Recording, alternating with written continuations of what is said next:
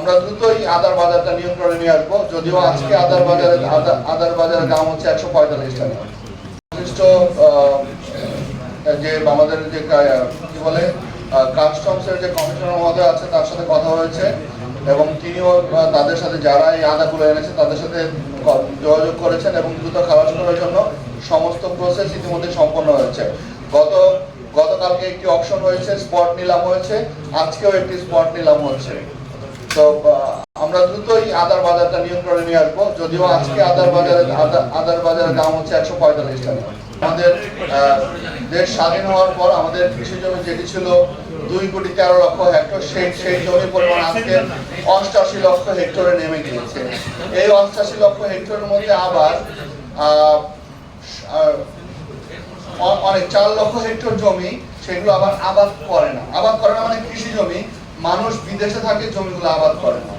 তা আবার এর বাইরে আমাদের যে ইট ভাটাগুলো আছে, আমাদের এই এক বছরে প্রায় 13 কোটি মেট্রিক টন মাটি লাগে এবং এই 3.5 কোটি ইট তৈরির জন্য এক বছরে অন অ্যান এভারেজ 3.5 কোটি ইট তৈরি করতে প্রায় 13 কোটি মেট্রিক টন মাটি লাগে।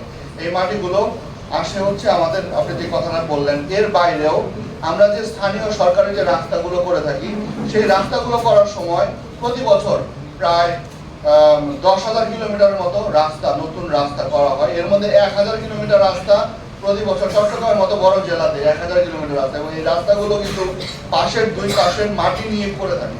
সেখানেও কিন্তু বেশ কিছু কৃষি জমির হারা। এই বিষয়গুলো নিয়ে আমি আমাদের সর্বোচ্চ ফোরাম, মানে সর্বোচ্চ যে অথরিটি, তাদেরকে জানিয়েছি এই বিষয়ে। ইভেন আপনার স্থানীয় সরকার মন্ত্রণালয়কে বলেছি এবং এখানে যারা আছে তাদেরকেও বলেছি যে আপনারা, তাদের বাজেট নাই, আবার তারা যে দূর থেকে আনবে, তারপরে বলেছি যে টপ সয়েল, যেটা কৃষি জমি, আপনারা একটু পাশ থেকে যেখানে জমিটা ব্যবহার হয় না সেই জমিটা নিয়ে রাস্তাটা করেন, টপ সয়েলটা যাতে না নেন। এবং কৃষি এবং ইট ভাটার ক্ষেত্রেও আমরা কি রকম এবং আমরা কি তাদের এক্সপেকটেশন ফুলফিল করতে পারছি কিনা, কিংবা আমাকে আরো কোনো কিছু করণীয় আছে কিনা। আমার কাছে মনে হচ্ছে এই বিষয়ে আমাদের সমাজে যারা দর্পণ হিসাবে কাজ করেন, আমাদের সেই মিডিয়ার ভাইরা, তাদের সাথে যদি আমি তাদের পরামর্শ নিতে পারি, তাহলে আমার জন্য, আমার এই দায়িত্বশীল জায়গায় মানুষের প্রত্যাশা পূরণে আমি মনে করি যে আরো বেশি কার্যকরী ভূমিকা পালন করার সুযোগ থাকবে। সেই সুযোগটা নেয়ার জন্যই আপনাদের সামনে আমি উপস্থিত হয়েছি। আমি জানি যে প্রত্যেকটা মানুষের মধ্যে তার লিমিটেশন থাকে, আমার মধ্যেও, আমিও মানুষ, আমারও সেই ব্যতিক্রম আমি নই, আমার মধ্যেও লিমিটেশন থাকতে পারে।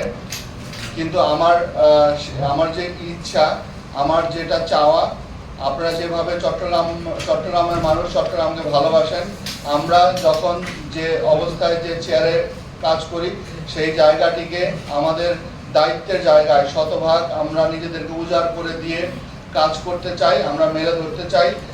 যেহেতু এই দেশটা আপনাদের, আমাদের সকলে,